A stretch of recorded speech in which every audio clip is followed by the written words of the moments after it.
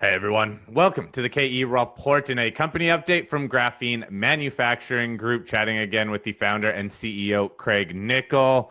No news since the EPA approval at the tail end of December for thermal XR, but boy, oh boy, that hasn't stopped all of you from sending me your questions. Thank you for sending in all your questions, and we're going to get to as many as we can here in this interview. I just want to also say sorry if I don't respond directly to the emails that you send me. I get so many of them. Sometimes I just lose track of them, but I do always add those questions to the list that I have so that I can get Craig to address these. And there are a crossover of a number of these questions. So really helps me organize all the questions for all these calls with Craig. Graphene Manufacturing Group is traded on the TSX Venture Exchange under the symbol GMG and on the OTCQX under the symbol GMGMF. Look, Craig, the stock has been doing very well in the last couple months. Really, since December, it started taking off, and this year has been almost straight up. And I think that's been drawing a few more of these questions out, too. So let's start with the battery questions. Question from the latest GMG battery update. While you release the results of the latest testing, this listener is saying it's unclear if if this is the battery design that you are progressing to consumer testing or if you're still working with battery optimization. So can you share some details here? Are you still optimizing the battery or are you finalizing the design and moving to consumer testing? Yeah, awesome question. Great to be back on, Corey. So the question is twofold. One is we are always looking to optimize, and it's very easy for us to optimize. We do changes, and it happens. We get responses in the same day, so we'll continue to do that. And mostly, so you've got three things in energy density that we focus on. So it's everything we do is 5-6 minute charging. Everything we do. So anything we test on, it's all about that charging time. And that is why we continue to pull strings and get outcomes. And you've got three things you're trying to do. Increase the volts. And you might be remembering that we were used to be at 1.5 and we're at 3 right now. So we're got an aluminium-ion battery at 3 volts, which is already huge. Then so you try to increase that as much as you can. Then you've got capacity. Capacity is a really mixed game. So the faster you charge anything, the less capacity there is. But if you increase capacity at the higher volts, at the higher speeds, you become this thing that nobody else can do, right? So that's why you keep pushing and pushing in the capacity space. And that is small optimizations of electrochemistry, some optimizations on the cathode, on the anode, and the electrolyte, and then combinations thereof. But the biggest things we're getting now is weight optimization. So that's what you divide it all by, how many grams per cell. And that's where we're getting all the, most of the optimizations now. Just taking weight out making things thinner, making things lighter. So whilst you're trying to get the optimization on the top line, which is, how much capacity and volts you get, we're really hitting the weights, and we can do these, very quickly. Taking out as much electrolyte as we can, making the substrates as thin as we can, optimizing what's called the negative positive ratio between how much weight you have on both cathode and anode. So getting all that perfect, and then that's where it is. And then we'll continue to optimize. We've got a complete new atom to work with that basically nobody else is working with in the world. So the thought is we'll kind of get through this next couple of weeks with some more iterations, and if things go well, we'll come out and then go, hey, look, this is where we're at. This is the next stage. And then we'll start pushing into sending out samples. So, I think we've got one of the best guys in the world on batteries on our board as a technical advisor, Bob Gallion. He'll tell us when he thinks we're at, stage gate or, battery technology readiness of 5, which is when you start to push into the commercial production levels of materials. I think it's sometime this year. Obviously, that'll be important, and we'll tell the shareholders as soon as that happens. Okay, so that's a this year type of thing, but I guess in summary, the testing's still ongoing. You're still refining kind of what the battery will finally look like. Now, in terms of some of that recent news, the last battery data that we got, somebody asked, what happened to energy density? They said that the expected energy density had dropped. Yeah, it's a good question. And, so the coin cell energy density, we were studying and signed off by University of Queensland, and it's basically sitting at, up to 300 milliamp hours per gram or 300 watt hours per kilogram. Now, that is a combination of a number of things, and that's on a coin cell level, and it's based on a calculation that was in the press release. And it's a standard way of doing coin cell analysis because you don't have a feel of how much other stuff you're going to need to make this work, which is the pouch, which is the substrates and how thick the electrolyte, and separator and all of that. When you go to a pouch cell, cylindrical cell, you have these other things you've got to bring into account. And that, we had, if you go back through our press releases and our presentations, it always says, we can't confirm pouch cell energy density. The whole time we believed that we could still get 300 watt hours per kilogram through calculations. So that's why we kept on saying, we're good. Now, I think we've come out recently and said, we think we could probably get to 150 watt hours per kilogram. Now, that is including all the realities of scaling it. The pouch cell it's probably 50 times bigger than a coin cell. And so you're seeing averages, you're seeing how much one separator thickness, how much electrolyte you need, and cathode and anode, and how much you need of each of those, and you bring it all together, and that's when you start to see, what the outcome could be. We had to actually develop a kind of formulation on how to, calculate the optimal outcome of the battery, the practical battery, and we actually worked for years on that. And now we have an idea how to do it, and it is interesting because it's not simple, but we found a way to do it. We worked it out, and now we feel pretty confident behind that. So, we also have optimized our opportunity to get to these numbers as well. The end outcome is a battery that charges, is basically as fast as any battery or the fastest battery there is with an economic energy density. And you start to get to that energy density pretty quickly with this. It's 100 watt hours per kilogram is the magic number. You don't really need 200. If you had 200, that's just completely out of this world. 100 is already enough. 100 is so massive because basically what we're expecting is that is not going to be needed to be cooled. And as a result, that's equivalent to about 150 watt hours per kilogram of a lithium-ion battery. And then if you can do that in 5 minutes, there is, nothing like that. So that is why we also came to understand what is really needed of this type of battery. And 100 watt hours per kilogram is a really good number to have within 5 minutes. So, Craig, a couple of questions on Super G then. What testing's being done, and what are the consumers or the people testing saying about Super G? Yeah, so the testing is behind closed doors, big companies, and they're in lithium-ion battery value chain. They're basically saying it provides better rate tolerance. They can charge their batteries faster, and they can store more capacity. So increase cooling efficiency, increase energy round trip efficiency. So basically almost everything you want. And I think it increases their voltage slightly as well. So the thing is, we've got to work out how to get it to the lithium-ion battery industry so that it links in with their value chain.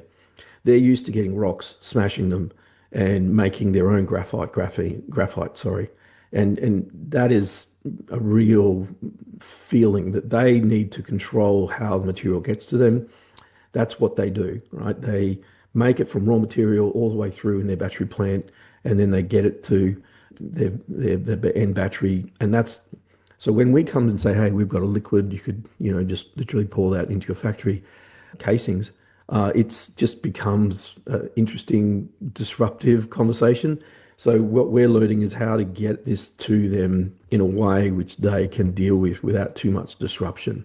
So that's one of the things we're working on. The conversations are good. We need more and more testing. The testing has to be really consistent. So we need consistent data baseline, and then we add the lithium, and then we add our additive in, and then we get that difference. We're trying to do multiple parties now to do as many testings as we can there. And then we'll come out once we have really clear testing on both sides. We've had some fantastic results, but we don't want to come out with until it is really, really clear and clean that what we have. Now, BIC, your relationship with them, that is the US manufacturer of batteries. You're using them to help develop these batteries as well. And on the manufacturing side, do they have access to this testing? Are they doing testing as well? Yeah, they are, and that's exactly what one of the three things we wanted to work with them on when we approached them. The aluminium-ion battery development with us, where we make them, send the materials, they then develop them into pouch cells. They got all the tech equipment and process and people, and then Super G as well as then using our coating on battery packs. So we're working through all those. There's a lot of activity in this space, and we work with them on a pretty consistent basis, with a large number of people over there working with us. So we'll get through things, and then we'll come out as soon as we know that what we have is, backed up by what they think and we agree is all consistent data. There's a number of ways you can misrepresent, and we just don't want to do that. We want everything to be clean and clear. All that battery data that we came out with around our graphene aluminium battery was all signed off and done by the BIC. We got exactly the same data in Brisbane. Then we got it a week later in Indiana. So then we said, okay, let's publish. And that's what we want to see as well on pretty much everything else we do. Okay, let's move on to thermal XR then. With the EPA approval, what can you tell us about what you can ship to the US? If you started shipping, any updates on what's going on in the US with thermal XR now that EPA approval is done? Yeah, so we've got the consent agreement conditions. We haven't actually got the consent agreement yet. And that's the thing that we need. And that's supposed to be imminent. And we're just waiting on that. We've got fantastic consultants who know what's going on, and they're working with people there to make sure that everything's lined up. It's a big thing. I think it's either the first or second graphene product to have an unlimited EPA approval. So it's not a small thing, for the industry, certainly not for us. We're very excited, and we're very excited to work with Nicol. They're a great partner, and yeah, lots of opportunity to really change the market in the North Americas with this.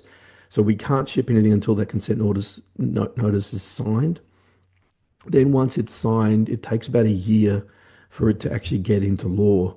We have the ability to ship under that, but when it becomes under law, other companies can ship under it, but they've got to use our graphene and effectively similar graphene, and they've got to use very similar processes and paint. And so it becomes very hard for someone to actually ship under it unless they kind of get to know and understand everything that we do, which of course, it's a lot of trade secrets and also a patent as well.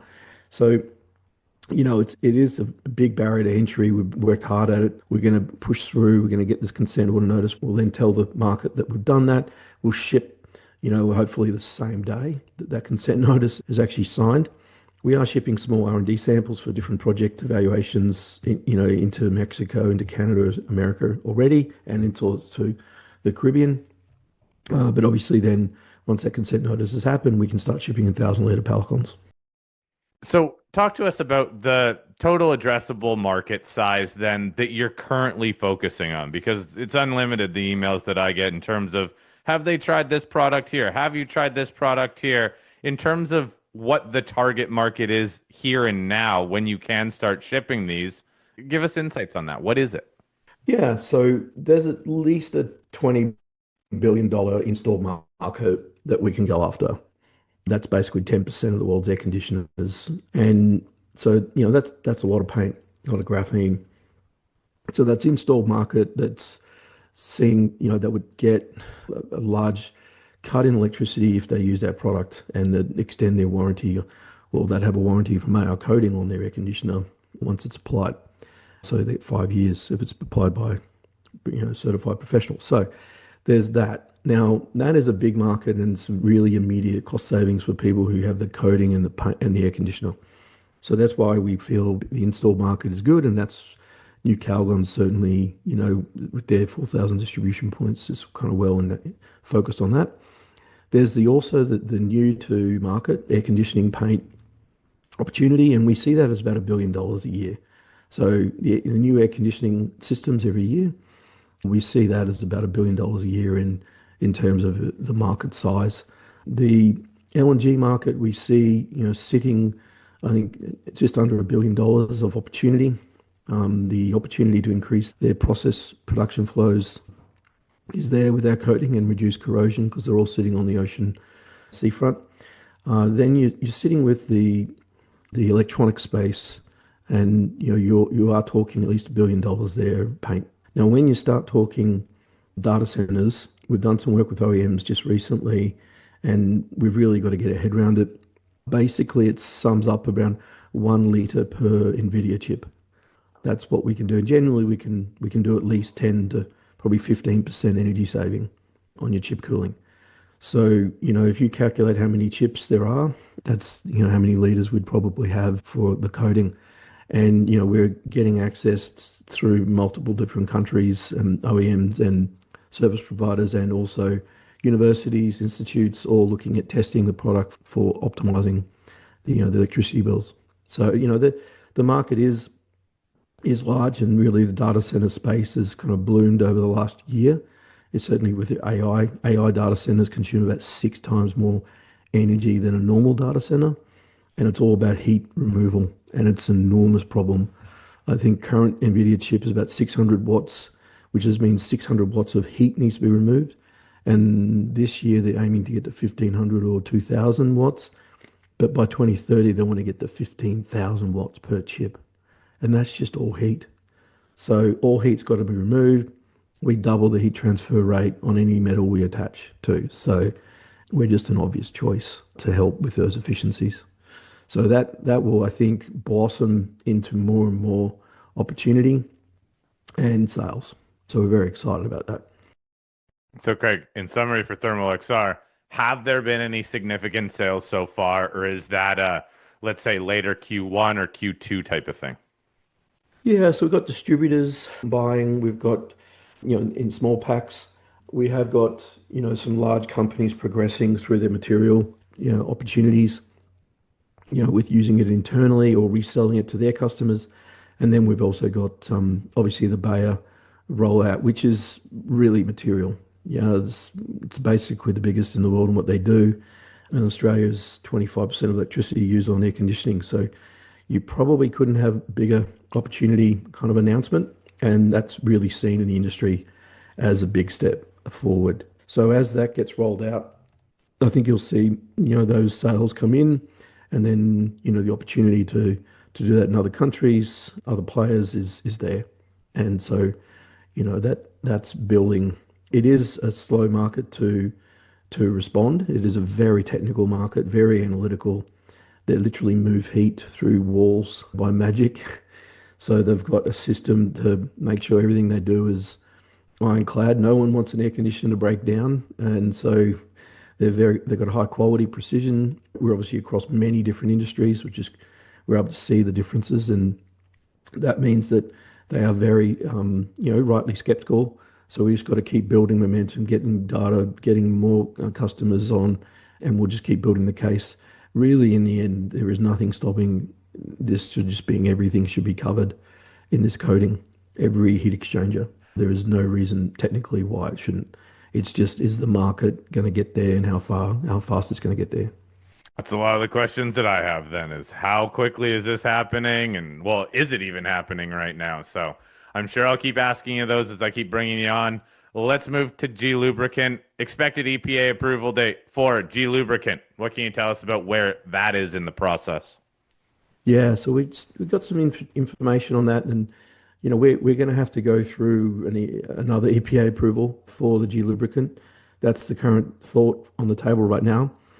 So we'll be coming out on that shortly on what we think it's going to do. It won't be exactly the same full length because now we've basically got this approval in place for the graphene. So that enables EPA to get to the next stage a lot easier. So we will have to apply though for the G lubricant to be approved. So in the meantime, we're working through potential partners, distributors in America, and obviously then working on other partners around the world. The difference that graphene approvals in America is to say Europe is that Europe has tested in their eyes all sorts of graphene, and they've said therefore graphene is approved, and there are limits, and you can go and sell it in, and as long as you go under what's called the only administrator agent system.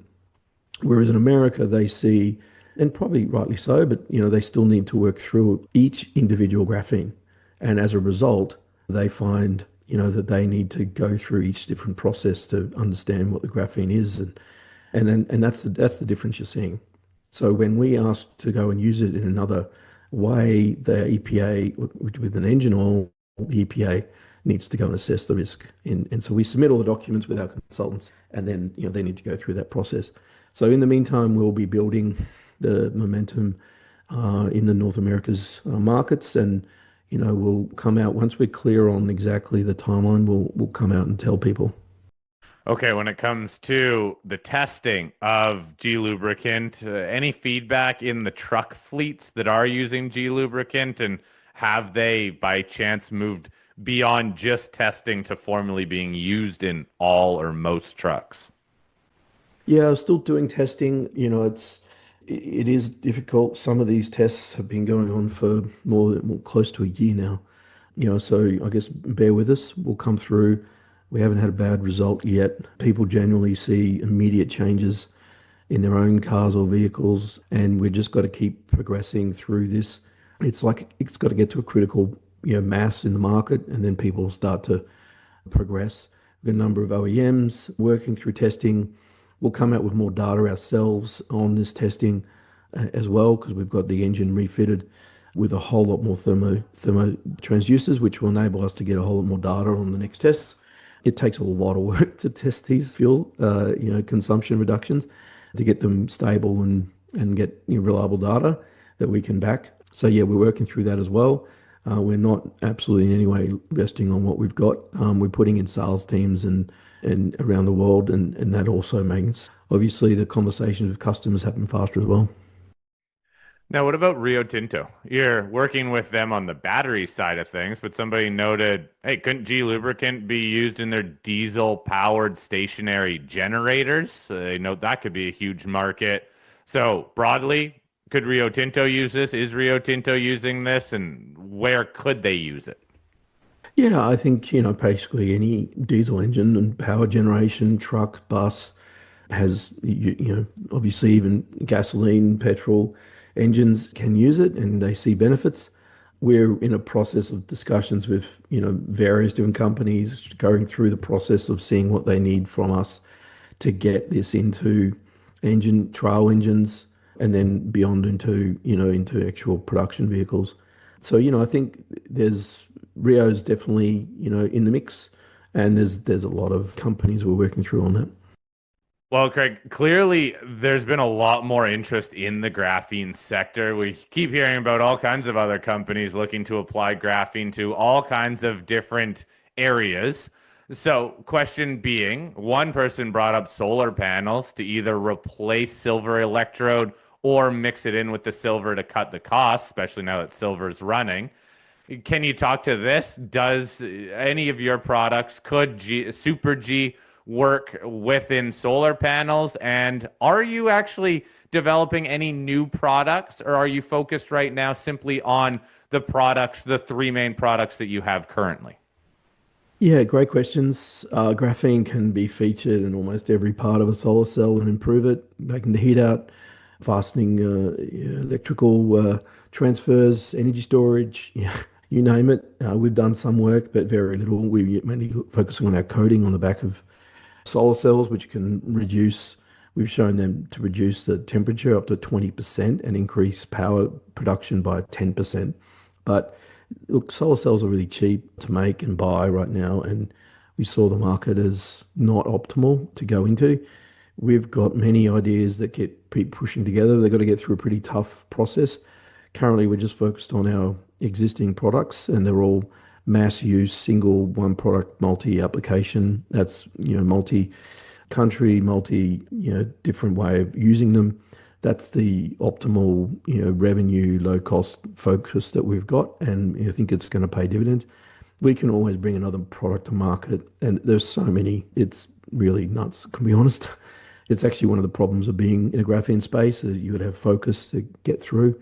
So yeah, we are very happy where we are now. There are other products. We've got one particular graphene coating, which often comes up, is a clear coating, which we can now do. We can actually now make a clear coating, which is pretty cool. And so, that's another one that's out there. But yeah, all mainly focused on existing product market applications, because they're big enough and they can take us for years to fully get through. All right, so big picture question then. Break down the goals for 2026. Somebody asked 2026 and 2027, but let's just focus on 2026. What are the big picture corporate goals? Yeah, so we want to see obviously the consent notice and then large volume TXR sales to America. We want to see distributors around the world getting small packs distributing into retail sites around the world. We want to see Bayer roll out nicely in Australia and get revenues there. We'll push for more detailed upgrades, update details on Super G. We'll definitely get more detailed updates on the battery progress and partners.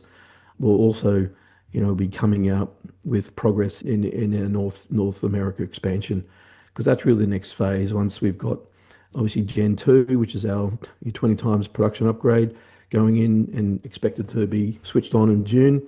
Once that actually comes online, we can then make a large amount of graphene, very low cost, in large production runs. Obviously, in America is where in Canada is where we want to put those plants with the low cost natural gas. So we'd hope to do that as well this year. We'll start to show, the size of the sales team that we're building. We intently focused on sales teams growing all over the world in the last 6 months, been almost entirely what I've been doing, focusing on. And then you should then start to see some really good sales. So all of that, this year is on the cards. It's just when and then what else is coming, because there's a lot going on. Okay. Craig, one other thing that's going to happen this year, I'm undoubtedly going to keep having you on the show and keep answering these questions because they keep coming in. As we're recording this, I even got another question come in. So I will follow up with you in a few weeks, cover any news that has been released, and also continue to answer these questions. So please, everyone, just keep sending me your questions, and I'll keep bringing Craig back on the show. Again, Craig Nicol, founder and CEO of Graphene Manufacturing Group. Click the link in the show notes to visit the company's website. Keep sending me your emails. Craig, thanks so much for taking time with us today. Thanks, Corey.